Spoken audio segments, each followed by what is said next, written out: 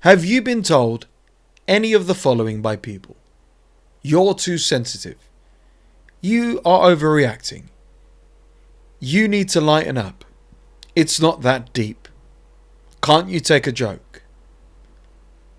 You're not broken. There's nothing wrong with you. You're actually being provoked. In this video, I'll explain why your sensitivity is actually not the problem.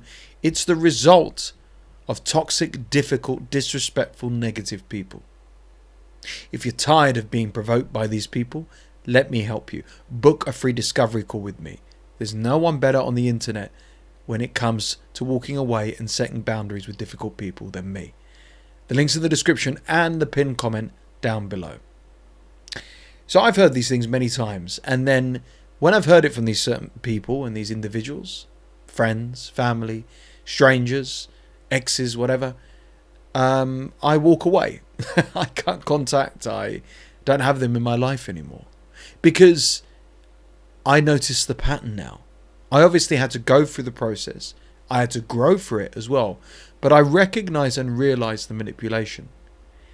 The best way to describe this is, imagine you're in a cage and a toxic person comes up to you with a pitchfork and prods and pokes you at different parts of your body constantly.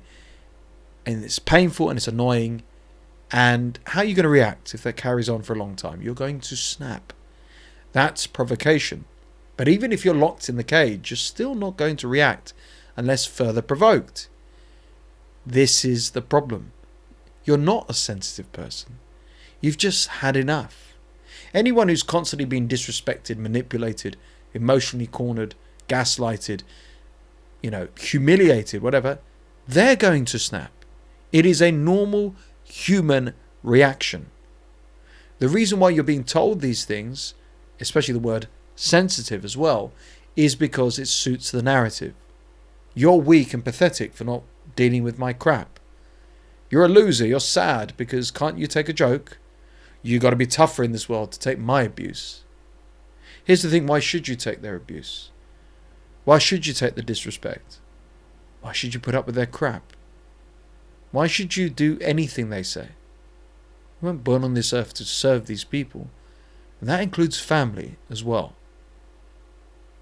It really hurts us because we have the internal conversation. We ask ourselves, maybe I am sensitive.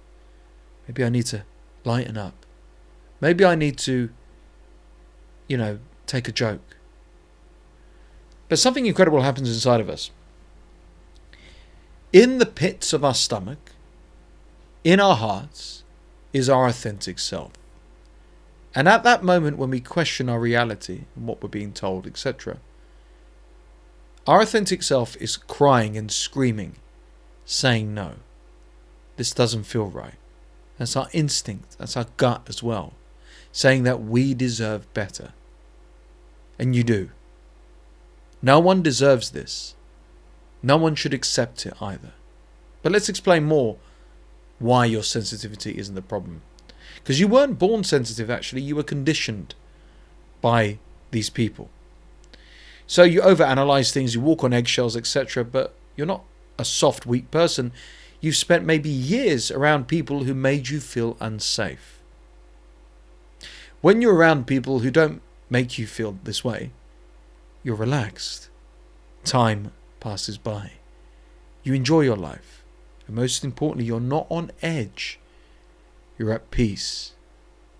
But if you're around people who gossip and are bitchy and rude and disrespectful, if you're around people who you're not sure how they're going to react and blow up at any slight thing, if you're not sure what to do or say when people have a history of being unpredictable in this way and chaotic, that conditions you to be softer, to be weaker. You've shed tears, you've cried all night, you've held so much pain inside of you, but at the same time, you not really are present. You are not really there. Physically you're there, but mentally and emotionally you're on another planet. So stop blaming your reactions. Start addressing the environment that taught you to brace for impact instead. It might not have been your parents. It could have been a relationship. Many times I've alluded to being in a toxic relationship. And one fundamental thing about my toxic relationship was the chaos.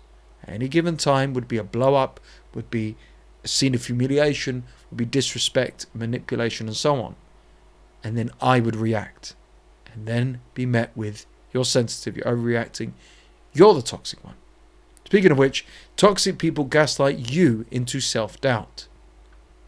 They disrespect you, then they act shocked when you react. They push your buttons, then call you the problem. Interesting that. When we take our rose-tinted glasses off, and I know this sounds a bit strange, if we were to observe our life and our interactions with these people, like watching a TV show, like watching reality TV, we're Big Brother and we can see it. You see everything. You see the gaslighting. You see the smirk on their faces. You read through the BS and you don't believe it. You manipulate yourself thinking that you've got to put up with this nonsense and you've got to put up with them and so on, but actually you don't. Far from it. It's self-doubt. And this manipulation and gaslighting is to keep you stuck. It's to keep you under their control. And the more you fall for it, the more you believe it, worst of all, the more you convince yourself that they're right and you're wrong, you will start doubting everything about yourself. And you will lose yourself. And I'm not exaggerating when I say this. You will have a hard time differentiating what's real and what's fantasy. And trust me, you do not want to live your life in a fantasy world. If someone constantly triggers you and never, ever takes accountability, it is not your sensitivity that's the problem here. It's their manipulation. It's the oldest trick in the book of a narcissist. It's the easiest way to get out of a situation. Well, I'll just twist the narrative into my favor. Something else that's quite scary is these people don't have to be very intelligent. They can be master manipulators still. They don't have to even articulate themselves very well. They will twist any narrative, any story, any situation to their favor. And you will always be the fall guy. Your sensitivity is also a response to repeated emotional neglect. You were probably one of the following: constantly ignored, consistently dismissed, were always told to get over it, and my favorite horrible quote, "It's not that deep." Can't stand that. So now your system stays on high alert, looking for danger in every word, interaction, and situation. This is where people give you the silent treatment. This is where relationships withhold intimacy. This is where communication is null and void. This is where scapegoats are born, like yourself. This is where inconsistencies come out. You are treated different to others. This is where things feel very, very unfair. That repeated emotional neglect is just like being in that cage and constantly prodded with that pitchfork. You are trying to seek validation, love, acceptance, and connection with someone who is not able to give it to you, with people who lack the capacity. It's sad if you're born into a family that way, but it's worse if you choose friends, and especially a relationship, who mirror those actions, because that was a choice. You didn't choose your family. When I was in a toxic relationship, I remember the final time we were together. My mental health was struggling, not just because of the relationship, but various other issues. And I sat opposite somebody who, no matter what I said or did, would never understand me. And by being misunderstood for me, on top of everything else, is severe emotional neglect. The only solution here is to give yourself the validation you never got. Your emotions aren't wrong here. They've just been unheard for too long. No one's coming to save you. And why should they? But you can save yourself. Before I even thought about entering into another relationship, I did the work, the healing and recovery on myself alone. And I was proud of myself. Some people aren't able to do that. In fact, some people call it cringe. But to really actually pat yourself on the back, be proud of yourself. Give yourself some love. Give yourself some attention. Give yourself the benefit of the doubt as well. And finally, a-holes push you until you break. And then they play the victim. So you stay calm, patient, hold it in. And then, like I said, eventually, one way or another, you are going to explode. And when you finally snap, they say, see, you're toxic. See, you're crazy. See, you're abusive. See, you're aggressive. See, you are bad. See, I deserve better. This is weeks, months, years, decades of being provoked. And this is exactly what they wanted. And you cannot win. Because, on the one hand, if you're quick to respond and react and explode, you'll argue constantly. That's what I did in that relationship. I argued all the time. Did anything get better? No. Anything get resolved? No. Did they improve? Absolutely not. Or you go down the other route of holding it all in and you explode. You think you feel better about yourself, but afterwards you regret it, you're drained, and then they throw it back in your face. That's exactly what they want. They don't have to be the most intelligent, articulate, whatever. They're playing a sick, twisted game. And you feed into that game, you will never win. Set boundaries early and don't let toxic people walk you to the edge and then shame you for falling. And I think you should walk away.